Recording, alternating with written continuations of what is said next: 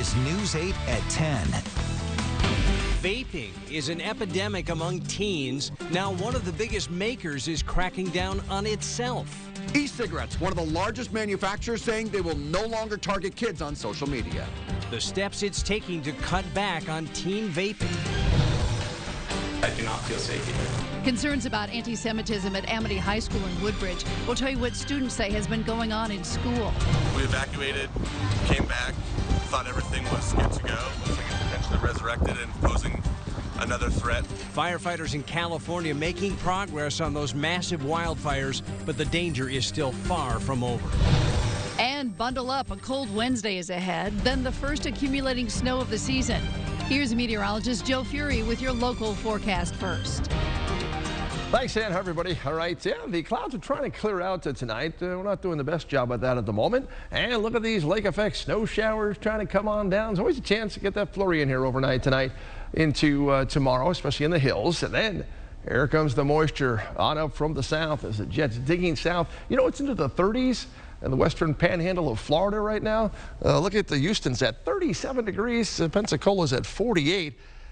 That's wintertime across the nation. So for us, we're talking about temperatures that are in the 30s and 40s now, 20s and lower 30s into tomorrow morning, and we're going to stay there all day long tomorrow. That's why you really do have to bundle up and dress for midwinter. And then, look at this. Here comes the snow in time for the Thursday evening commute. So we get by Thursday morning, midday, okay, and then it gets very slippery late in the afternoon and evening with accumulating snow and just a real mess going into Thursday night, hoping that it gets better by Friday morning when some rain starts to take over. So tomorrow, taking the heavy winter jacket, temperature, we'll say mid to upper 30s across the shoreline and low and mid 30s across the interior, right? We're going to talk about the snow and the ice and the rain, the weekend, even a peek towards Thanksgiving, and that long-range forecast coming up. As the cold weather moves in, we want to remind you how useful our News 8 app can be. We'll be sending out alerts, keeping you updated on conditions. Good Morning Connecticut will also keep you updated on what's coming before you head out the door tomorrow morning. We begin tonight with that developing story out west. Fires continue to burn across parts of California tonight. The death toll rising just moments ago. Entire communities leveled, and tonight the situation is not getting a whole lot better. Strong winds are fueling those massive flames again tonight. Thousands of firefighters on the front line right now working around the clock to try to contain these catastrophic wildfires. The Camp Fire burning in the northern part of the state is now the deadliest in California history. The majority of the lives lost come from that community. And tonight we're learning new details about those fires. Ann? Indeed we are. Here are the latest developments. The Camp Fire, which is still burning, is considered to be the deadliest wildfire in state history. At least 48 have died. Hundreds are missing. Two other wildfires are the Woolsey and Hill fires. 2 people have died in those blazes, bringing the total deaths so far to 50. New images coming out of California show the intensity of the fires. Here's ABC's Natalie Brunell. Firefighters taking no chances as ferocious new flames explode in the Woolsey fire Tuesday morning. The terrain is too steep. You can't get hand crews in here. Just 10 miles away, evacuation orders finally lifting. Homeowners returning here to Calabasas to see what's left of their homes. Melanie Turkwan shot this video of the same street as the inferno whipped fireballs at her property. She's counting her blessings her home was spared. I really thought we lost it. When we pulled away from here, we thought it was burning to the ground. To the north, the Camp Fire has wiped out entire towns, claiming dozens of lives. Hundreds remain unaccounted for as cadaver dogs scour the ruins. Many more are grateful to have survived the state's most destructive, deadliest fire on record.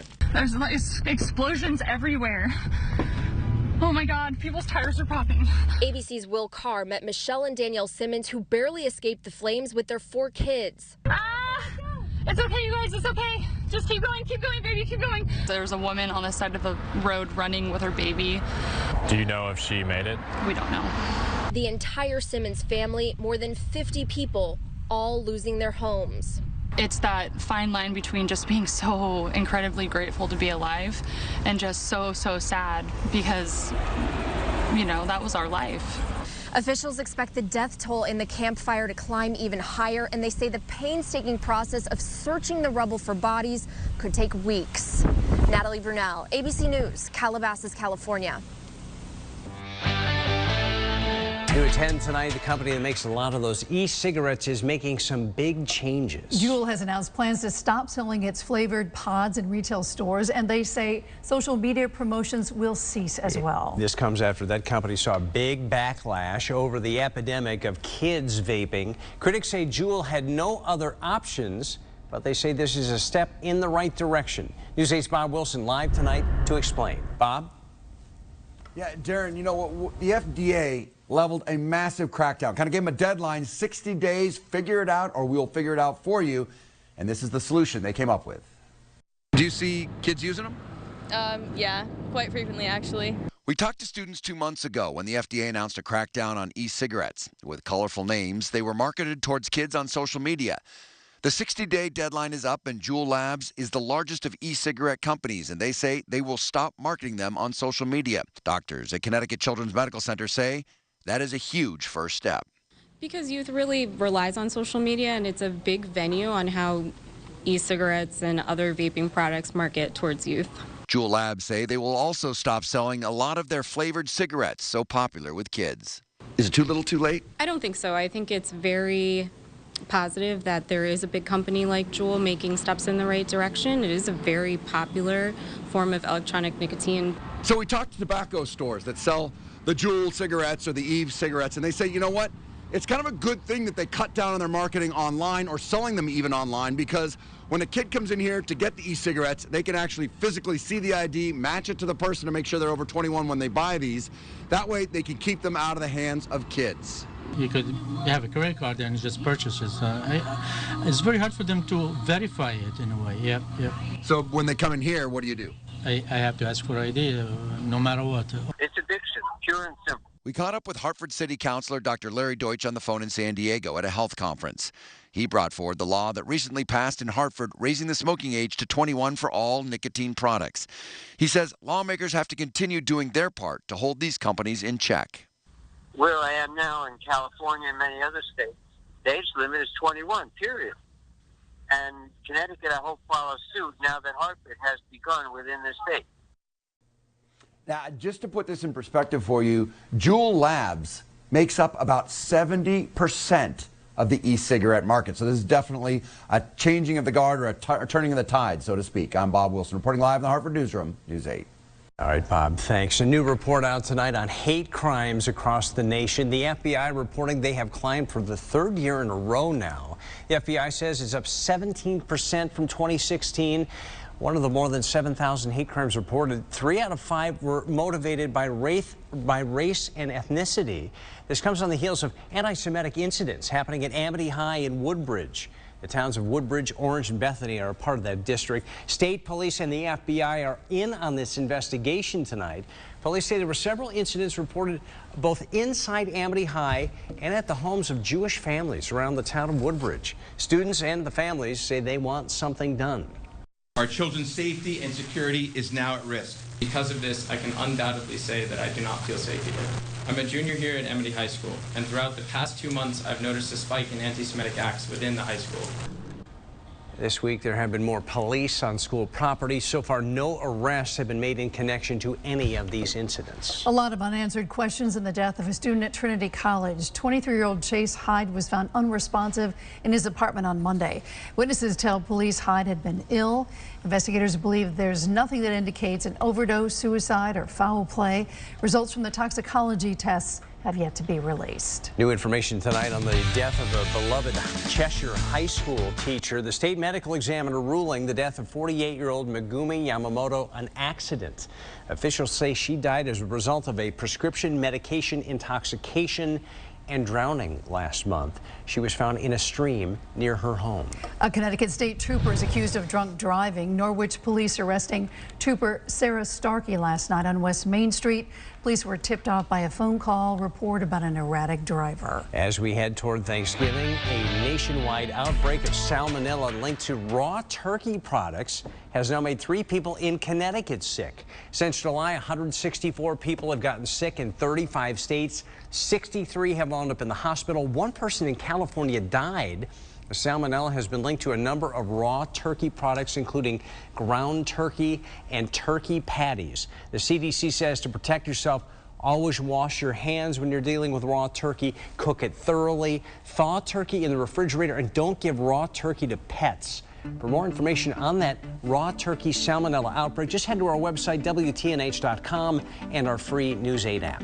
Police have released the 911 calls from the bus crash over the weekend. A group of Princeton University students were on board as it barreled into a building in West Haven when the brakes allegedly failed. The driver is stuck. What do you mean stuck? Everyone else seems to be okay. What do you mean the driver's stuck? Oh, we crashed into a building and the building has kind of collapsed. This is surveillance video released. It crashed into the Anderson Glass building on Campbell Avenue. The bus driver and 4 students were injured. There is some controversy tonight about a powerful new opioid that just got the green light from the FDA. It's called Disuvia. It is 10 times more powerful than fentanyl. It used to only be available as an IV, but in January it's coming out in pill form. Health advocates say this could get into the wrong hands. With an even more powerful drug, the results could be even more devastating, and even more people could die than the over 1,000 that have died already. Disuvia, in effect, is a new menace if it reaches the streets. The first use can cause death. The FDA says the drug is a priority for the Pentagon, so wounded soldiers can have a quick painkiller without an IV. In honor of 14-year-old Tyreek Keys, who was shot and killed last summer, the New Haven Board of Alders unanimously approving designating a street corner to Keys at Bassett and Newhall Streets. It will be known as Tyreek B. Keys Corner. Town leaders in East Lyme say a new public safety building there is long overdue. The current police station is in a temporary space and doesn't have room for jail cells or an evidence lockup. The town is hoping to buy the Honeywell property on the west side of town for $2.7 million and renovate it for another $3 million to bring together police, the 911 dispatch center, the fire marshal, and emergency operations center all into one public safety building. Listen, this is a good deal for the taxpayers. We're talking about a $6 million project that Plan B is to build a new facility for $12 or $15 million. If a deal is reached on the West Main Street property, the town would have to get voter approval in a town-wide referendum within 120 days. Governor-elect Ned Lamont met with municipal leaders from around the state and with big business leaders today. Lamont chatting with top executives at the Travelers Tower in Hartford. Insurance giants in the state directly employ about 70,000 people. Thousands more employed by subcontractors. I said, look, we're going to get our fiscal house in order. I need you at the table as well, believing in the state. And this is the beginning of a communication. And you're going to have a governor that listens to you. We just thought it was important now after the election to figure out how we can work together to do what we all want to do, and that just make Connecticut a better state in which to live and work. Lamont ran on bringing business back to the state. Now the scare in the air control tower. The air traffic controller in Las Vegas slurring her speech as pilots were trying to take off and land. Here's ABC's David Curley. Pilots could hear something wrong in the tower. Radar contact. Code land. Somebody up there that knows what they're doing. The controller slurring her words alone in the Las Vegas tower as another controller took a break. Frontier 760, rumor moment, click to go. Say that again. For 40 minutes last Wednesday after 11 p.m., pilots getting confusing messages. Frontier 762, runway 1 mark, clear for takeoff. Okay, confirm it's Frontier 262, clear for takeoff. The controller, according to the FAA, becoming incapacitated, leaving her mic open. Pilots calling their airlines. Everybody just stand by one. I'm taking over now. I'll be right back with you. Thank you. The controller is no longer working for the FAA, which immediately changed the overnight shift policy requiring the two controllers be in the tower until at least midnight. David Curley, ABC News, Reagan National Airport. That's pretty frightening if you're up in the air. Oh, my. I know. All right, Joe's watching this weather coming on in, a little frightening itself. It is indeed. Really cold. Really cold, and then really nasty going into Thursday evening. Yeah. And the timing's everything here, because if this comes in, right at the evening rush hour time, we've got a huge problem. Okay. Because the ground's going to be so cold, Darren, and that it's anything that falls, and it will be in the form of snow and maybe some sleet in there, it's just going to make for a mess in a hurry. All right, it was a mess this morning. morning with the rain pouring on down. This is just what we did not need. Another inch and a half or more of rain across the state. All right, that's gone.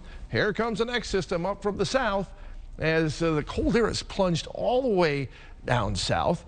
Temperatures today down Houston, Texas, we're in the 30s this afternoon. They should be in the 70s. So this next batch of moisture is going to come up and get us. We have pretty good lake effect snow machine that's going tonight, and some of this can reach its way all the way down, especially into the Northwest Hills, Berkshires. Yeah, don't be surprised if a couple of flakes are around overnight into tomorrow morning, but that's about it. It's going to be the snow and sleet arriving for the Thursday afternoon, evening rush hour time. Amounts, a quick coating to a couple of inches on the shoreline, and inland 2 to 4 inches before we get a changeover to sleet. You guys across northern areas are going to stay sleety overnight, Thursday night into early Friday. Well, southern areas will be changing quickly to rain. So slippery Thursday evening. Improvements by the Friday morning commute, especially in the southern half of the state. Northern part of the state could be a little different story. The story is you step out the door tomorrow morning, temperatures go into the 20s and 30s, low 30s, and there's a wind. And that's going to make the difference tomorrow. And look at the numbers during the day tomorrow. They are not going to move much at all as we go through into the afternoon. So we're talking about daytime highs, lunchtime hour tomorrow, upper 20s in the hills, low 30s, valley and the shore. And yeah, they just stay there all day long. Factor in the wind. Wind chill all day is down in the upper teens and low and mid 20s. That's why we say you got to dress for midwinter tomorrow. And then we'll go on into tomorrow night. Temperatures down in the 20s. Even a few teens might show up. The clouds will show up as we go into early on Thursday. The wind will be a little bit lighter. And we'll get through the lunchtime hour just fine. And then here comes the snow as we go on for the evening commute time. It's going to turn into a winter wonderland out there and a real skating rink. Snow with sleet taking over as we go through the evening in southern areas, and the rain shield will take over as the night goes on. And so, yeah, you can see as we head past midnight, the rain's trying to get up. Northern areas, Northwest Hills, northwestern Hartford County, maybe parts of Talon County. You guys may have a little bit of an icy mess into the morning commute on Friday, but the rest of the state should be rain, and that rain's going to be around during the day Friday. Notice that snow and ice shield's not that far to the north, and then we'll get it out of the way by evening. And it looks like Saturday is a nice day. All of a sudden, it's in the 40s and the sun's out, and we're like, hey, this is great. So, yeah, Saturday's good, and then Sunday, believe it or not, could be another little system coming along with a little light mix in the afternoon and evening. So we're trying to clear it out tonight. Upper 20s, mid 30s by dawn with a gusty breeze. You'll notice that. And in a big way tomorrow, mixed sun and clouds, windy, cold. We're in the 30s all day long. Wind chills at times that are in the 20s, gusting up in that 30-mile-per-hour range. Sun's up at about 6:38. And the 8-day forecast, problems for late afternoon into Thursday evening. Very slippery. And then Friday, wet. And then right now, Saturday looks good. Sunday is going to be maybe the afternoon, little light rain or light mix that'll be in play. And then guess what? After this little system goes by, ooh, we're going down again. As, get into Thanksgiving week. The 30s return. It's going to be a gusty breeze in there as well. But at the moment, it looks like we're going to be dry, and maybe the 40s are going to come in for Thanksgiving Day. That's nice. That's not bad. Yeah, thank you for that. Joe, thanks. All right, tonight we continue our week of reports, getting you and your family ready for flu season. Just ahead here at 10, the surprising symptoms you might not recognize that could cause big trouble. Are you headed out for Thanksgiving? You could have more company on the roads than ever before. Thanksgiving is just next week, so this is Turkey Tuesday here in Hartford. I'm Ken Pierce. I'll tell you how Food Share is trying to feed thousands of needy families coming up.